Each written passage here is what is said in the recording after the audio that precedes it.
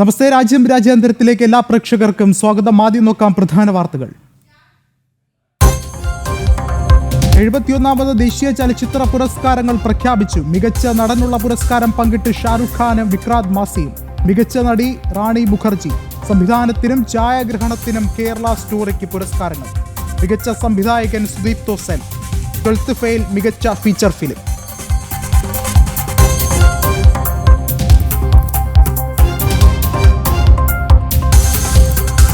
ദേശീയ പുരസ്കാര നിറവിൽ മലയാള സിനിമ. ഉള്ളൊഴുക്ക് മികച്ച മലയാള ചിത്രം. ഉർവശിക്കും വിജയരാഘവനും മികച്ച സഹ നടീനടനുള്ള പുരസ്കാരം. നോൺ ഫീച്ചർ വിഭാഗത്തിലും മലയാളത്തിന് തിളക്കം. നേക്കൽ ക്രോണിക്കൽ ഓഫ് ദി പാഡിമാന പ്രത്യേക പരാമർശം. മികച്ച എഡിറ്റർ മിഥുൻ മുരളി.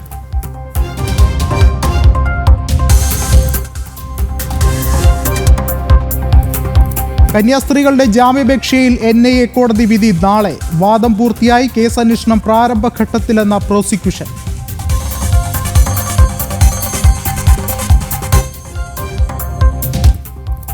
धर्मांतरण अवैध धर्मांतरण हो रही है, धर्मांतरण हो रहा है तो सरकार को रोकना चाहिए। इस पे सरकार तो उनकी है, भारतीय जनता पार्टी की सरकार है। कौन मना किया है उसको? സംസ്ഥാനത്ത് മതപരിവർത്തനം നടക്കുന്നുണ്ടെന്ന് ഛത്തീസ്ഗഡ് കോൺഗ്രസ്. വനവാസി മേഖലകളിൽ മതം മാറ്റമുണ്ടെന്ന PCC അധ്യക്ഷൻ ജനം TVയോട്. നിയമം നിയമത്തിന്റെ വഴിക്ക് പോകട്ടെയെന്നും ദീപക് ബൈജ്. പ്രധാനമന്ത്രിയെയും ആഭ്യന്തരമന്ത്രിയെയും കണ്ട മുഖ്യമന്ത്രി വിഷ്ണുദേവ് സായ്.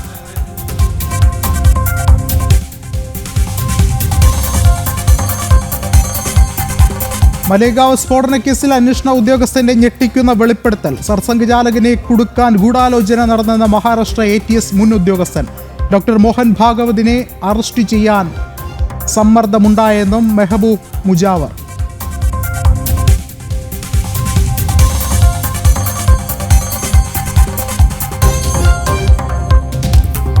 തെരഞ്ഞെടുപ്പ് കമ്മീഷനെ അധിക്ഷേപിച്ചും ഭീഷണിപ്പെടുത്തിയും രാഹുൽ. BJPക്ക് വേണ്ടി വോട്ട് മോഷ്ടിക്കുന്നുവെന്ന ആരോപണം.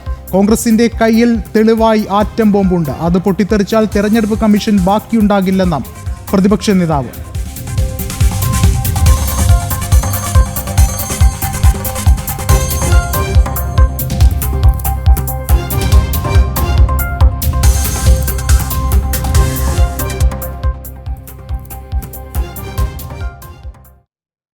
വിശദമായ വാർത്തകളിലേക്ക്. 71ാമത് ദേശീയ ചലച്ചിത്ര പുരസ്കാര നിറവിൽ മലയാള സിനിമ. ക്രിസ്റ്റോ ടോമി സംവിധാനം ചെയ്ത ഉള്ളൊഴുക്കാണ് മികച്ച മലയാള ചിത്രമായി തിരഞ്ഞെടുത്തിട്ടുള്ളത്. സംവിധായകൻ ക്രിസ്റ്റോ ടോമി പ്രതികരിക്കുകയാണ് തത്സമയം.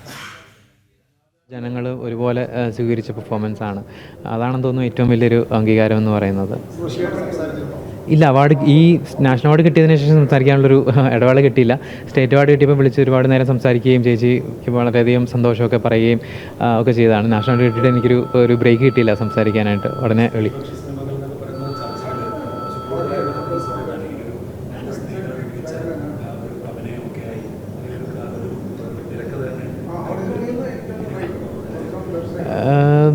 ഞാൻ സിനിമ എടുക്കാൻ പോകുമ്പം കുറച്ചുകൂടെ ഐഡിയലിസ്റ്റിക് ആയിട്ടാണ് സിനിമ എടുക്കാനുള്ളൊരു അന്ന് നമ്മൾ ചിന്തിക്കുന്നത്. നല്ലൊരു കഥ എഴുതുക, നല്ലൊരു കഥ എഴുതി കഴിഞ്ഞാൽ, നല്ലൊരു സ്ക്രിപ്റ്റ് എഴുതി കഴിഞ്ഞാൽ അതിനെ ബാക്ക് ചെയ്യാൻ പ്രൊഡ്യൂസേഴ്സും പങ്കാവാൻ HODസും ആക്ടേഴ്സും ഒക്കെ വരും എന്നാണ് പ്രതീക്ഷ. പക്ഷേ നമ്മൾ ഇൻസ്റ്റിറ്റ്യൂട്ടിലാണ് പഠിച്ചത്. അപ്പം പുറത്ത് സിനിമ എടുക്കുന്നതിൻ്റെ ഒരു ചലഞ്ചസോ മൗണ്ട് ചെയ്യുന്നതിൻ്റെ ഒരു ചലഞ്ചസോ ഞങ്ങൾക്ക് അന്ന് അറിയുന്നുണ്ടായിരുന്നില്ല. പക്ഷേ ഇവിടെ വന്നിട്ട്, ഇൻഡസ്ട്രിയിൽ വന്നിട്ട് ഇങ്ങനൊരു സിനിമ എഴുതി മൗണ്ട് ചെയ്യാൻ നോക്കുമ്പോഴാണ് ഫീമെയിൽ ലീഡ് സിനിമ ആയതുകൊണ്ട് മൗണ്ട് ചെയ്യാൻ പാടാണെന്ന് പോലും സത്യം പറഞ്ഞാൽ ഞാൻ മനസ്സിലാക്കിയത്. പക്ഷേ ആ കഥയിലുള്ള വിശ്വാസം, സ്ക്രിപ്റ്റിലുള്ള വിശ്വാസം കൊണ്ട് വേറൊന്നും ചെയ്യാൻ സത്യം പറഞ്ഞാൽ മനസ്സ് വന്നില്ല. പ്രോജക്റ്റ് നിന്ന് പോയ സമയത്ത് പോലും ഇത് തന്നെ ആദ്യ സിനിമയായിട്ട് ചെയ്യണം എന്ന് വിചാരിച്ചിരുന്നു. പിന്നെ 2005 എൻ്റെ അച്ചാച്ചൻ മരിക്കുമ്പം ഞങ്ങൾ ഈ വെള്ളപ്പൊക്ക സമയത്ത് ഇങ്ങനെ അച്ചാച്ചൻ്റെ ബോഡിയുമായിട്ട് വെയിറ്റ് ചെയ്തു 8-9 ദിവസം. അന്നാണ് ഈ സിനിമയുടെ ആശയം ആദ്യമായിട്ട് മനസ്സിൽ വരുന്നത്. പിന്നെ ഇൻസ്റ്റിറ്റ്യൂട്ടിൽ പോയപ്പോഴും ഈ സിനിമ തന്നെ ആയിരിക്കണം ആദ്യത്തെ സിനിമ എന്ന് വിചാരിച്ചിരുന്നു. Okay, thanks. ദേശീയ ചലച്ചിത്ര പുരസ്കാരത്തിൽ മികച്ച മലയാള സിനിമയായി തെരഞ്ഞെടുത്ത ഉള്ളൊഴുക്ക സംവിധാനം ചെയ്ത സംവിധായകൻ ക്രിസ്റ്റോ ടോമിയാണ് ഇപ്പോൾ മാധ്യമങ്ങളോട് പ്രതികരിച്ചത്. വളരെയധികം സന്തോഷമുണ്ടെന്ന് തന്നെയാണ് അദ്ദേഹം ഇപ്പോൾ അറിയിച്ചിട്ടുള്ളത്. എന്തായാലും ഈ ഒരു സിനിമയ്ക്ക് പിന്നാലെ മികച്ച സഹനടിക്കുള്ള പുരസ്കാരം നടി ഉർവശി സ്വന്തമാക്കിയിരിക്കുകയാണ്. ഒപ്പം തന്നെ വിജയരാഘവൻ പൂക്കാലം എന്ന സിനിമയിലൂടെ മികച്ച സഹനടനുള്ള പുരസ്കാരം സ്വന്തമാക്കിയിരിക്കുന്നു. നോൺ ഫീച്ചർ വിഭാഗത്തിലും മലയാളത്തിനാണ് തിളക്കമേറുന്നത് നേക്കൽ ക്രോണിക്കൽ ഓഫ് പാഡിമാൻ പ്രത്യേക പരാമർശം നേടിയിരിക്കുന്നു. മികച്ച എഡിറ്ററായി തെരഞ്ഞെടുക്കപ്പെട്ടിട്ടുള്ളത് മിഥുൻ മുരളിയാണ്. അതും പൂക്കാലം എന്ന സിനിമയ്ക്ക് തന്നെയാണ്. ഒപ്പം ഏറെ ശ്രദ്ധേയമായ കാര്യം, കേരള സ്റ്റോറിക്ക് 2 അവാർഡുകൾ നേടിയിരിക്കുകയാണ് മികച്ച സംവിധായകൻ സുദീപ് സെൻ. ഒപ്പം തന്നെ ഛായാഗ്രഹണ വിഭാഗത്തിലും കേരള സ്റ്റോറിക്കാണ് പുരസ്കാരം നേടിയിട്ടുള്ളത്. മികച്ച നടന്മാരായി ഷാരൂഖ് ഖാനും വിക്രാന്ത് മാസിയും 2 പേരും പുരസ്കാരം പങ്കിട്ടിരിക്കുന്നു. ഒപ്പം റാണി മുഖർജി മികച്ച നടിയായും തെരഞ്ഞെടുത്തിരിക്കുകയാണ്. ഒപ്പം തന്നെ ഇതിലേറെ ശ്രദ്ധേയമായ കാര്യം, മികച്ച സിനിമയായി 12th ഫെയിൽ തിരഞ്ഞെടുക്കപ്പെട്ടിട്ടുണ്ട്. കൂടുതൽ വിവരങ്ങളുമായി ജിഷ്ണു കൃഷ്ണൻ ചേർന്നുണ്ട്. ജിഷ്ണു, ദേശീയ പുരസ്കാരത്തിൽ മലയാള തിളക്കം എത്രത്തോളമാണ്?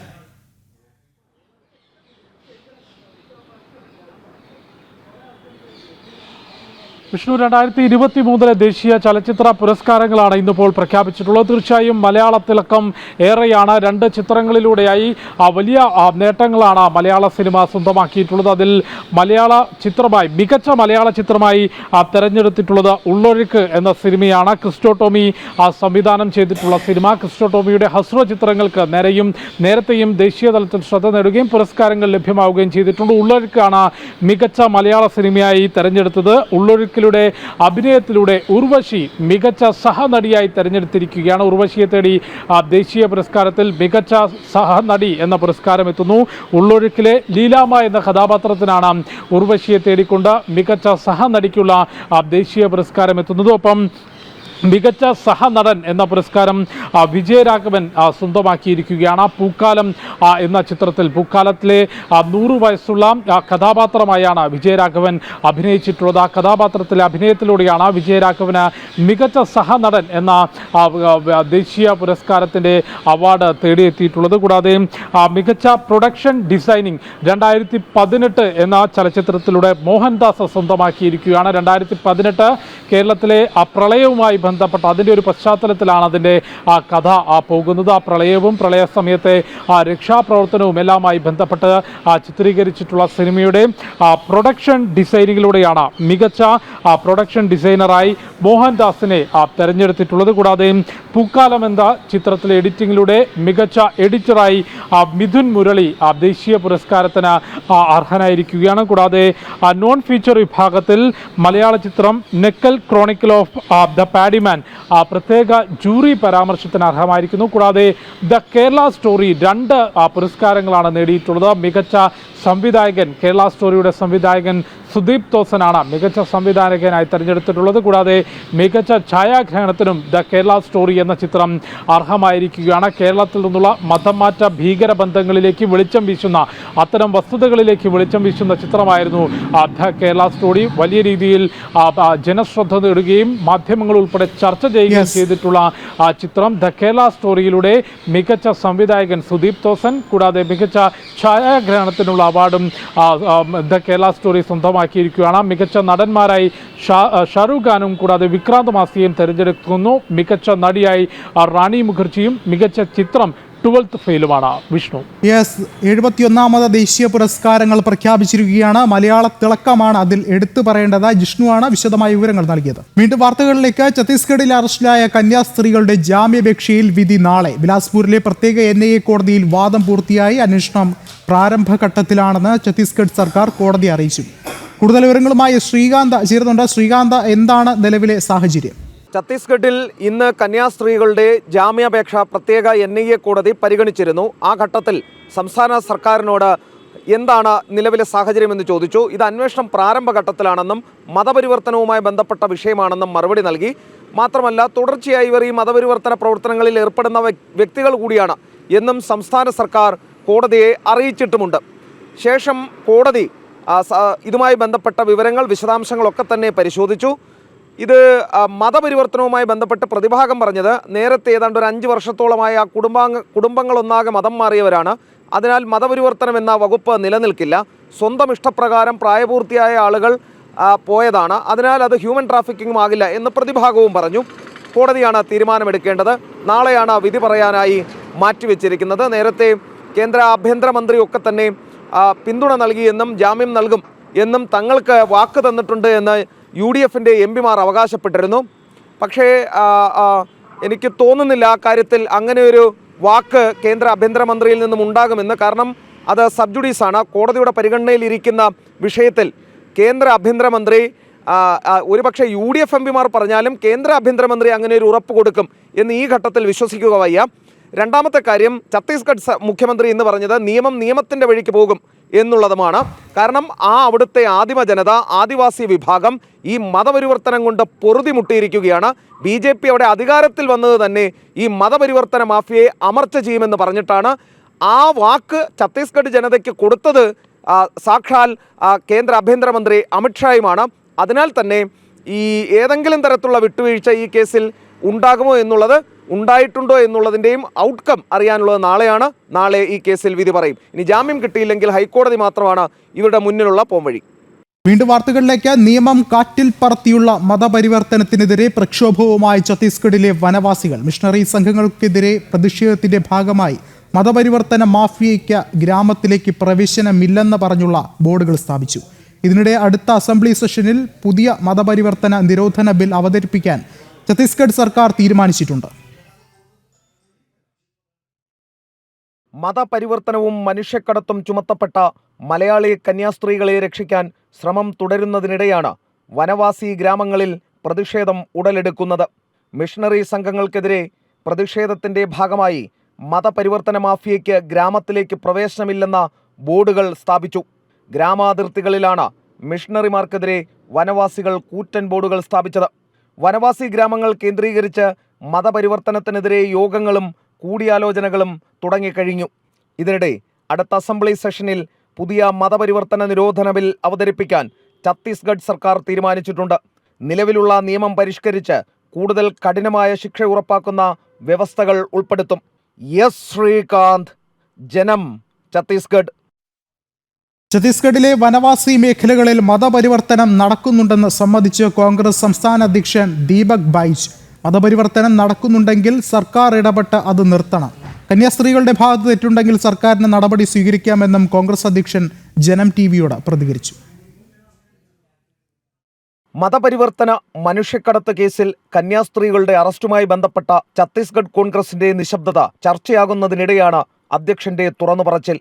ഛത്തീസ്ഗഡിലെ ആദിവാസി മേഖലകളിൽ മതപരിവർത്തനം നടക്കുന്നുണ്ട്.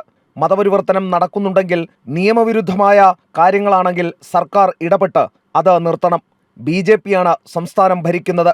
ഇടപെടുന്നതിൽ സർക്കാരിനെ ആരും തടഞ്ഞിട്ടില്ലെന്നും ദീപക് ബൈജ്. देखिए, अगर धर्मांतरण, अवैध धर्मांतरण हो रही है, धर्मांतरण हो रहा है, तो सरकार को रोकना चाहिए इस पे. सरकार तो उनकी है, भारतीय जनता पार्टी की सरकार है. कौन मना किया है उसको? हम कार्रवाई करें ना. अवैध धर्मांतरण हुआ, गलत तरह से धर्मांतरण हुआ, जोर जबरदस्ती धर्मांतरण कर रहे, तो सरकार को कार्रवाई करनी चाहिए. सरकार निष्पक्ष रूप से है. तो इस तरह से प्रोपोगेंडा करना मैं समझता हूँ गलत है. अगर कानून लाया तो क्या गलत किया? क्या किसी को जबरन का, जोर जबरदस्ती धर्म परिवर्तन कराया जा रहा है क्या, कराया गया है क्या? अगर कराया गया है, गलत धर्मांतरण हुआ है, तो कार्रवाई होना चाहिए. कौन उसको रोका है? लेकिन 15 साल भारतीय जनता पार्टी की सरकार रही और आज 1.5 साल से भारतीय जनता पार्टी की सरकार है. बता दे कितने अवैध धर्मांतरण हुआ है, कितने भी सरकार ने कार्रवाई की है. 1968 കോൺഗ്രസ് മതപരിവർത്തന നിയമം കൊണ്ടുവന്നത് സംബന്ധിച്ച ചോദ്യത്തിന് അതിലെന്താണ് തെറ്റെന്നായിരുന്നു മറുചോദ്യം. നിഷ്പക്ഷമായ നിയമം ഉപയോഗപ്പെടുത്തുകയാണ് വേണ്ടത്.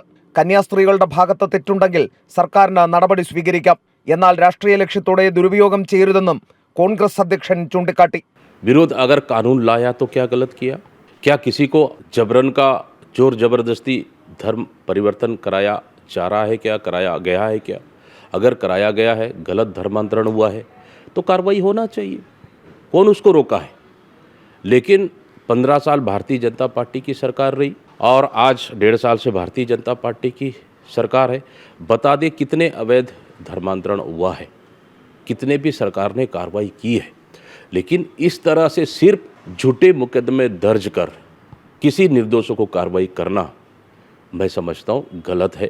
മതപരിവർത്തനത്തെ BJP എതിർക്കുന്നത് ആത്മാർത്ഥമായാണെങ്കിൽ എന്തുകൊണ്ട് പുതിയ നിയമം കൊണ്ടുവരുന്നില്ലെന്ന ചോദ്യവും ഛത്തീസ്ഗഡ് കോൺഗ്രസ് അധ്യക്ഷനിൽ നിന്നും ഉണ്ടായി.